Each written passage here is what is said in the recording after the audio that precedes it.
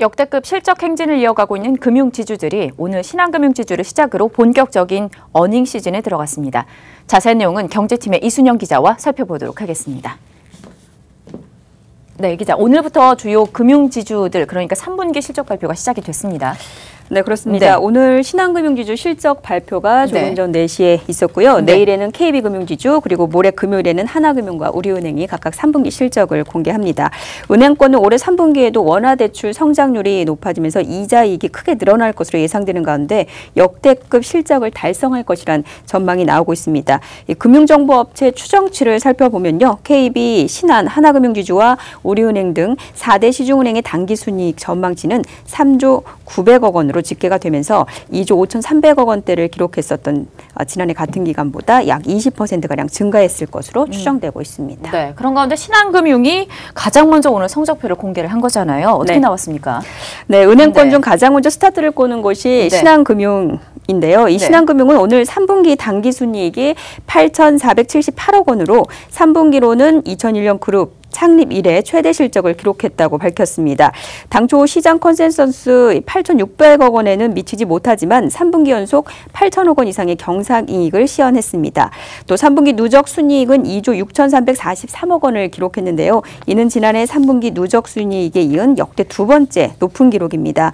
특히 지난해 1분기 발생한 신한카드 대손 충당금 환입을 제외하면 경상 기준 가장 높은 실적을 시현한 것입니다. 네, 특히 신한금융 같은 경우에는 KB금융과 리딩뱅크 자리를 놓고 어떻게 보면 치열한 경쟁을 좀 벌이고 있는 상황인데 이목이 많이 쏠리고 있는 것 같습니다. 어떻습니다? 네, 말씀하신 대로 은행권 실적의 또 다른 관전 포인트는 바로 리딩뱅크 쟁탈전입니다. 이 상반기에는 KB금융이 1조 9천억 원, 신한금융이 1조 8천억 원으로 KB금융이 앞섰는데요.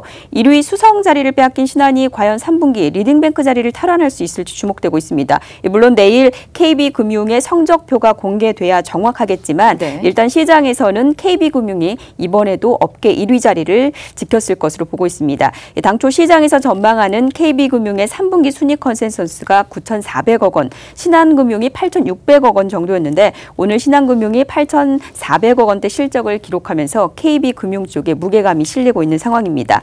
하지만 내년에는 판도가 바뀔 가능성이 있습니다. 신한금융이 최근에 오렌지라이프를 인수하면서 지분 인수를 마친 내년에는 더욱더 치열해질 것으로 보이기 때문입니다. 네, 하나금융과 우리은행에 있어서 3위 자리에 대한 다툼도 좀 치열한 것 같습니다. 네, 그렇습니다. 하나금융지주는 6,630억 원, 우리은행은 5,900억 원 수준의 순이익을 거뒀을 것으로 전망이 되고 있는데요. 하나와 우리 모두 연간 기준 2조 클럽 달성 기대감도 높아지고 있는 상황입니다.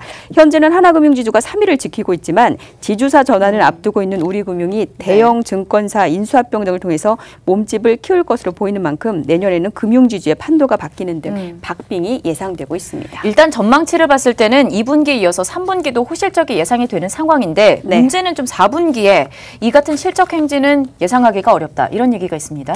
네, 그 같은 전망이 나오고 있는 것은 우선 계절적인 영향을 받기 때문입니다. 은행들은 보통 이 4분기에 건전성 지표 관리를 하기 때문에 계절적 영향으로 인해서 실적이 줄어들 수밖에 없다는 설명입니다.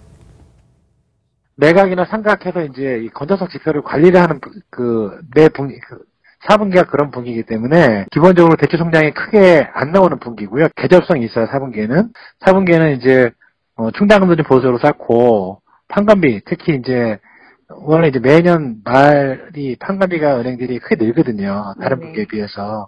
그 때문에 이익이 기본적으로 과거에도 보시면 1, 3분기에서 잘 나왔다가 4분기 이익이 안 나오거든요. 그거는 영업을 못해서 그런 게 아니고 그냥 분기의 계절성이 있어요.